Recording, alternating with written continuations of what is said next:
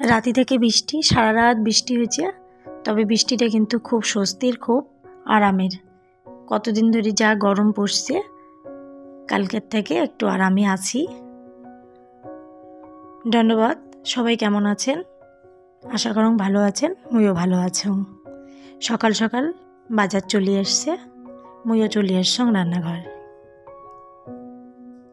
সকালবেলা রান্নাঘর আসিয়া সবার আগে কাজ মোর টিফিন বানানো।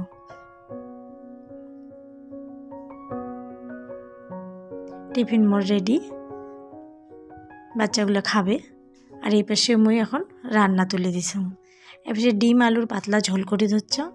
আর মই ভাতটা মোর হয়ে গেছে, ভাতটা মই নামে নিছ। সকালবেলা খুব তাড়াহুড়া করিয়া রান্না করা খায়, কারণ সকাল 10টার মধ্যে সব কমপ্লিট করা। আর বৃষ্টির দিন তো সকাল সকাল উঠির ইচ্ছা করে না, মনে হয় আর না ঘুমাং।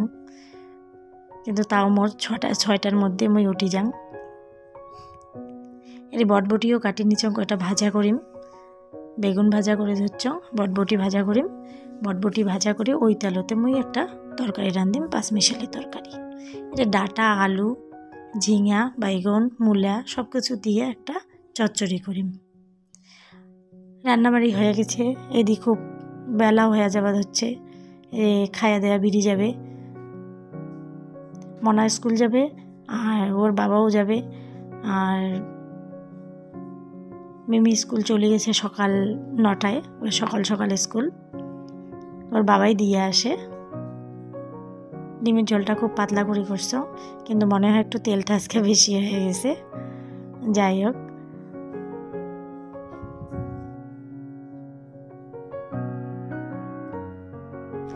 বাপ বেটি খাবার পড়ছে। ছোট বেটি তো স্কুলত আছে, ছোট বেটি সকাল সকাল খাইয়া চলে গেছে। সারাদিন বৃষ্টি, তা মনে মনে ভাবছ একটু রাত্রিবেলা খিচুড়ি বানাম। তা যেই ভাবনা সেই কাজ, খিচুড়ি বানার সব কিছু রেডি করে নিলাম। তো খিচুড়িটা মানে মুসুরির ডালের খিচুড়ি, কারণ মুগ ডালের খিচুড়িটা খামো না। গরম হঠাৎ ঠান্ডা, পেটের সমস্যা যদি হয়, গ্যাসের সমস্যা এমনি আমার সবারই থাকে। তা মুসুর ডালেরই করিম। মুসুর ডালের খিচুড়িও ভালো লাগে। মুসুর ডালটা মুই ভাজি নিবে যাচ্ছ, তবে মুসুর ডালটা তার আগতে মুই ধুইয়ে নিছ। মুসুর ডালটা ভাজিয়ে মুই জল দিয়ে দিম, ততক্ষণে ডালটা সিদ্ধ হবে। সেই সময়টা মুই একটু বেগুন ভাজি নিম। গরম গরম বেগুন ভাজা আর খিচুড়ি দিয়া রাতের খাবার। বৃষ্টির দিন, বৃষ্টি হলেই খিচুড়ি খাওয়ার ইচ্ছা করে। এটা এখন দিম মুই 2টা আলু ডুমডুম করে কাটি দিম, আর কাঁচা লঙ্কা ফাটি দিম খিচুড়িটা। যে খিচুড়িটা মোর হয়েই গেছে, এটা ঘি দিয়ে নামে নিম।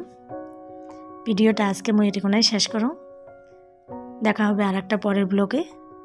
ততক্ষণে সবাই ভালো থাকবেন, সুস্থ থাকবেন। আর ভিডিওটা ভালো লাগলে অবশ্যই একটা লাইক, কমেন্ট, শেয়ার করবেন। ধন্যবাদ।